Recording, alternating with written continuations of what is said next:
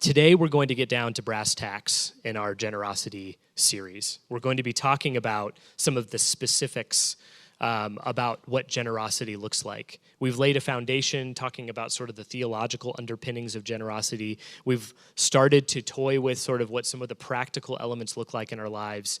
And then today, we're going to talk about some specifics. In a minute, I'll get into a biblical text that I think will help steer us. But before I do that, I want to talk to the specific part of the generosity prayer that we're going to be talking about today. If you're new to our church, we end our service every week by praying a generosity prayer together. We believe generosity is close to the heart of God. It's something that when we practice the way of Jesus. When we do generosity, when we participate in generosity, we are following the way of Jesus and acting like Jesus towards our community. And so we want to send you out with generosity on your mind and on your heart every single week. And so we've been going through that prayer and breaking it down bit by bit. And today we're going to talk about that little part where we say we want to be good stewards of all of our resources. We want to increase in generosity with our relationships, our time, our possessions, and our money. Now, I want to note here that this list is not meant to be exhaustive. It's meant to be representative. It's similar to those lists that you might see in the New Testament, whether it's the Beatitudes or the gifts of the Spirit or the fruit of the Spirit or the vice and virtue list that Paul likes to lay out. These aren't meant to be exhaustive lists of all the things that you would consider in this particular topic, but rather representative lists of things that hopefully expand your mentality about the thing. When we think of generosity, we oftentimes narrow it all the way down to money. What is the money that we're giving? What is the money that we're contributing? And this list is hopefully going to help you expand your mind a little bit. How could I be generous within my relationships? How could I be generous with my possessions? How could I be generous with my time? How could I be generous with a variety of other resources, assets, and commodities that we have at our fingertips?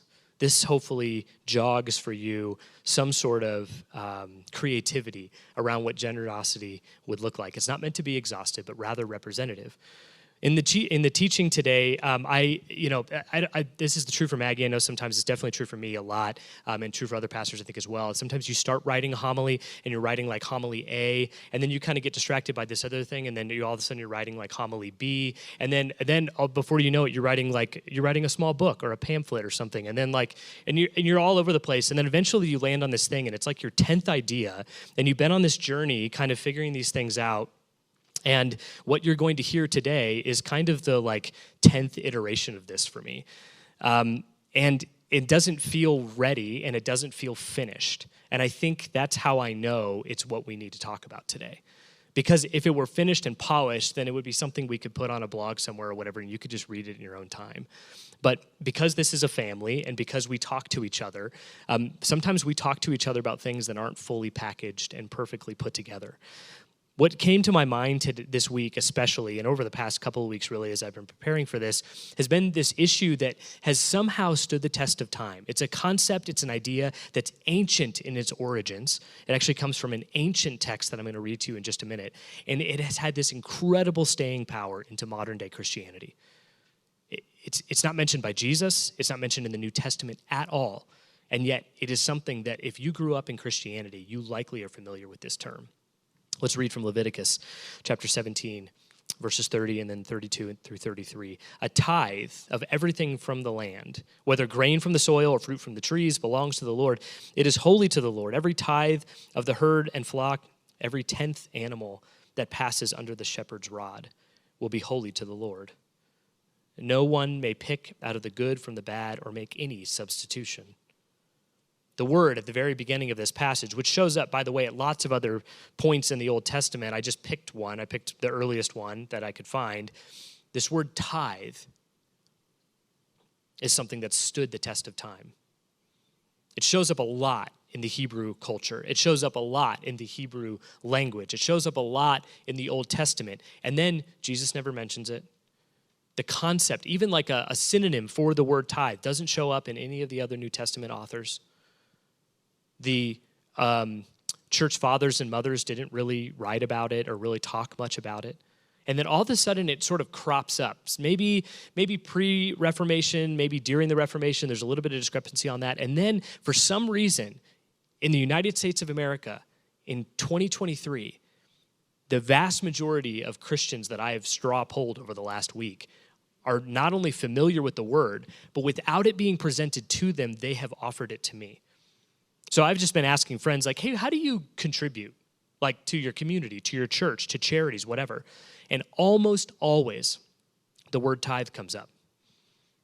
And I thought that was just the most interesting thing in the world. When it's not a word that we use very commonly, it's not a concept that like has this long history throughout Christianity, and yet all of a sudden, it's a word that we all know about. It's a word that we're all familiar with. So let's dig into the word tithe.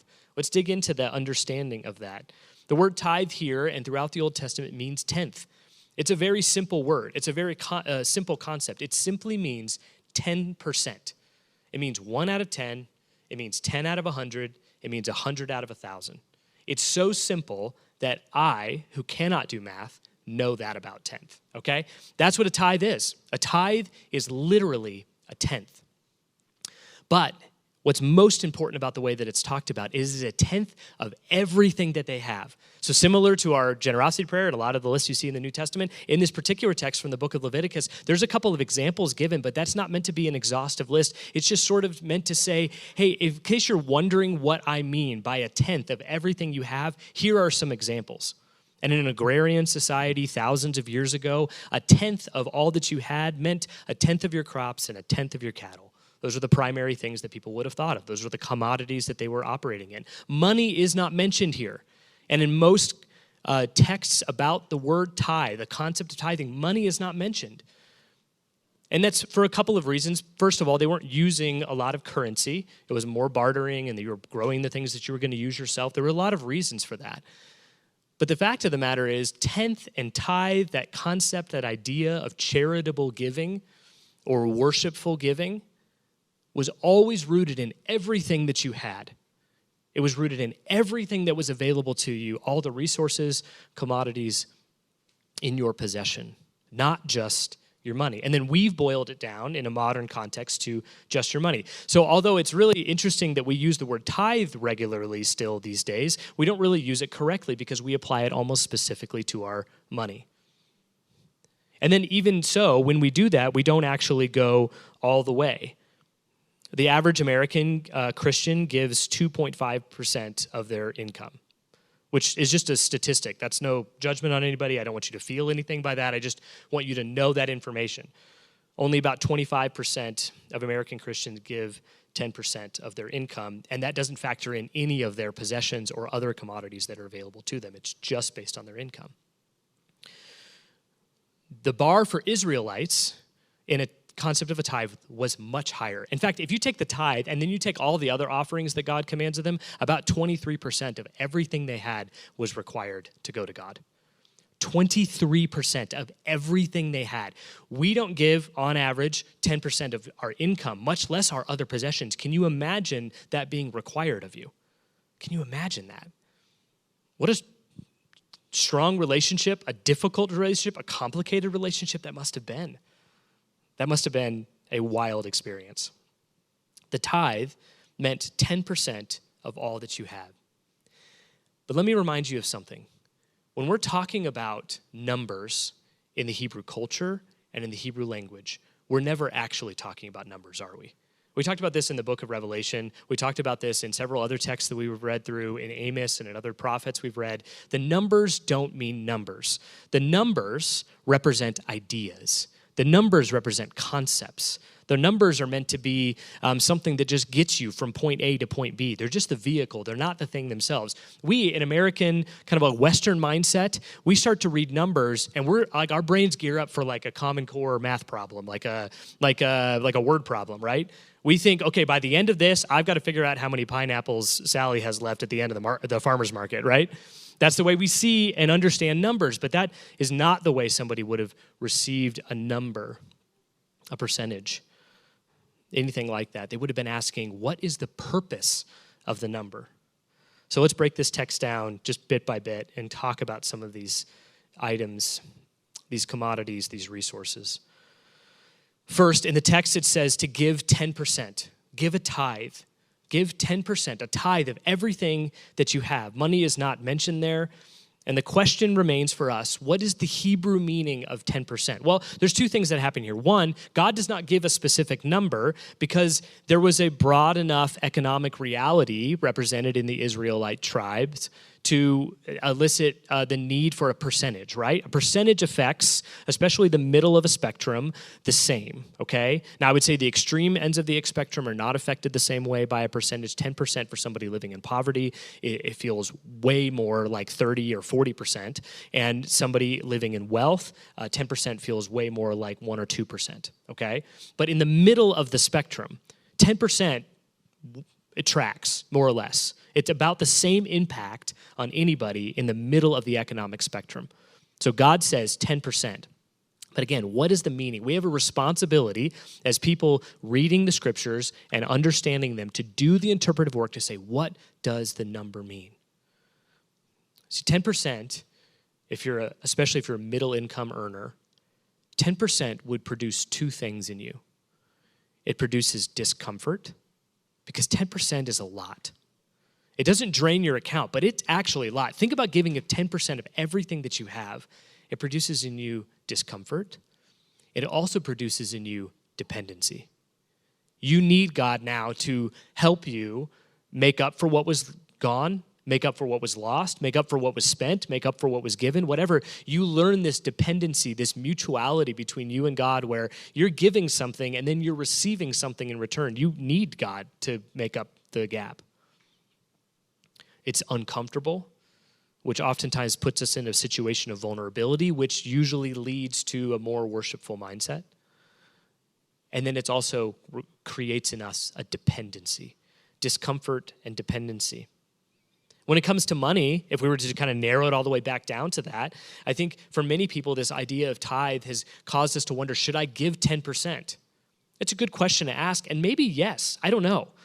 I don't think this text means that you, sitting in this seat right now in Inglewood, Colorado in 2023 should give 10%. I don't think that that's the point of the text. I think the point of the text is to ask yourself, how much would I need to give of all that I have in order to experience discomfort and dependency? Discomfort and dependency. Second, it says, give of everything you have, not just money. So we narrowed it down for a second. Let's expand back out for just a moment and think about all of the commodities, resources, currencies, all the things that we have available to us.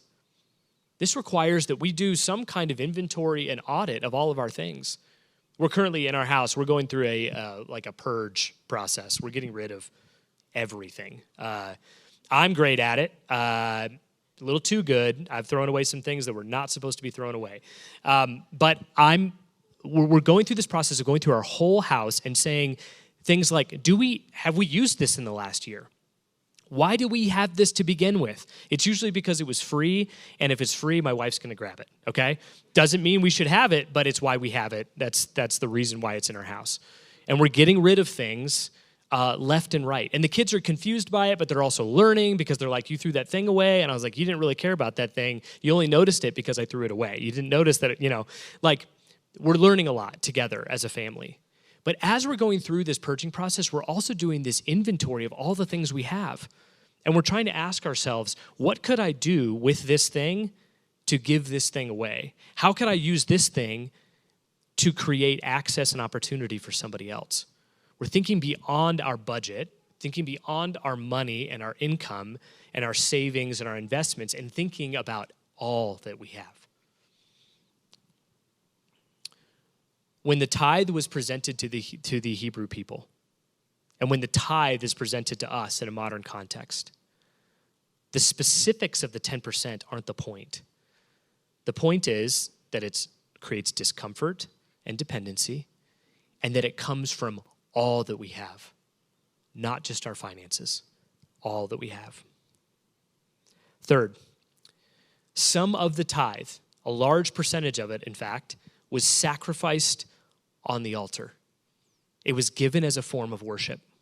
Now, I want you to think for a minute. As far as I know, there are no farmers or ranchers here. I know our church is small. I know most of you. I know almost all of you. Maybe you're growing. I don't know. Maybe you're growing and I don't know. Maybe you're raising cattle and I don't know. But I don't think many of you are. But if you could put yourself in that mindset for a second and think about what that lifestyle would be like, and think about gathering your crops at the harvest season, and then think about choosing your best crops and your best cattle, whatever you had, the best of it. It's called the first fruits in that context. and then bringing it to the tabernacle and lighting it on fire. Because that's what a lot of it went to. The tithe, a lot of it went, and we're going to get to where else it goes in just a minute, but a lot of it goes on the altar and is set on fire. So you're taking not only 10% of what you have, which is a lot, creates some discomfort and some dependency, but you're also taking the best of that 10%, the stuff that could get you a much bigger yield at market or in a trade, or maybe your family would just enjoy more, and you're taking it to a tabernacle to be lit on fire. That feels even more uncomfortable than the amount. That feels strange and wasteful. Why would God ask that of his people? Well, now let's go to a modern context because, like I said, I don't think you're ranching or growing very much, maybe not at all. And so think about what commodity is most important to you. What is one of the commodities in your life that is most significant to you? I would argue that for us in a modern context, it's time. Time is something, so we're all on a fixed income when it comes to time. Everybody has 24 hours in a day. And everything in our life is promising to save us time, to somehow create time, although that is impossible, to help us organize our time. We're told that the more time you spend on this, the more time you'll gain. That doesn't make any sense, right? But that's what we're told. The more time we spend doing this, the more time we spend on that or whatever it is, the more time that we'll gain. The more investment we make into that commodity, the more of that commodity we'll get back. And that's what we're used to as Americans. When you make an investment into something, you expect the return on that investment to look like the investment that you made. If you make a financial investment, you expect the return on that investment to be financial in nature. And God turns things on its head and says, I want you to make an investment where the return on that investment looks nothing like the investment that you made. When you come in here on a Sunday, you make an investment in worship, and the return is nothing like the investment that you made. Because the investment that you're making on a Sunday is an investment of time. If I were to sit you down and say, what's your most valuable resource? Eventually, we would probably get to time as being one of the top three or whatever. Time is a really valuable resource to us. And then if I said, well, what part of your time is the most valuable? Like, what's the first fruits of your time, so to speak? At some point, you would get to probably the weekend. You'd be like, the weekend's the most important part of my week because it's the time where I can do anything that I want, or at least I don't have a boss or a teacher or somebody kind of telling me what I have to do every minute or whatever. But my weekend time is the most valuable time. And so in a lot of ways, your Sunday morning is very much the first fruits of that particular commodity. And we ask you, the church asks you in a modern context to come in here on a Sunday and to burn it on the altar. Because the time that you invest here, you don't get back. You get a return on the investment that you make here, but it's not in the way of time. You take some of the best time that you have on a Sunday, on a week, and you give it right here. In song and in prayer and in relationship and in listening together. You light it on fire. You don't get it back. It doesn't come to you fourfold. It just goes away. But the return on the investment is spiritual. It's worshipful. It's investment into that relationship with God. And so when I think about a tithe for us that goes on the altar, for us, it's time. For us, we ask you to consider coming to give time to burn it on the altar on a Sunday, in your most valuable moment of time, to give it right here. Lastly, we see this in Numbers and Deuteronomy and also in Leviticus.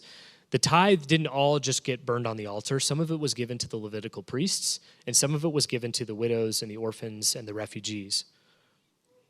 It was a gift to the Levites, the widows, the orphans. It was meant to meet the needs of the most vulnerable populations. In Numbers 18:21, it says, to the sons of Levi, behold, I've given all the tithe of Israel for an inheritance in return for your service, which they perform, the service of the tent of meeting. And in Deuteronomy 26, it says, when you have finished paying all the tithe of your increase in the third year, the year of tithing, then you shall give it to the Levite, to the stranger, to the orphan, and to the widow, that they may eat in your towns and be satisfied.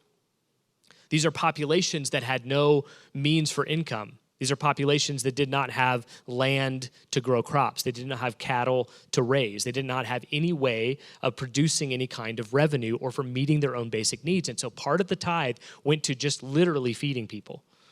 If you had a calf, that you brought, your first fruits, some of it would be sacrificed on the altar, and some of it would go to be consumed by other people.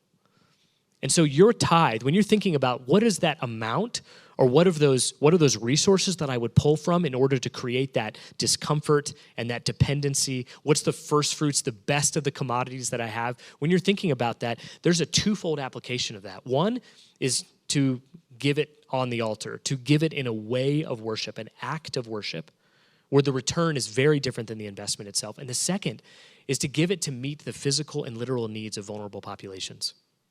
The tithe at that time was the social safety net for the community. We rely on a lot of social safety nets, too few, if you ask some, too complicated, if you ask others, in our country for our most vulnerable populations. The tithe, the religious community, at that time a theocracy, was responsible for being the social safety net for the community.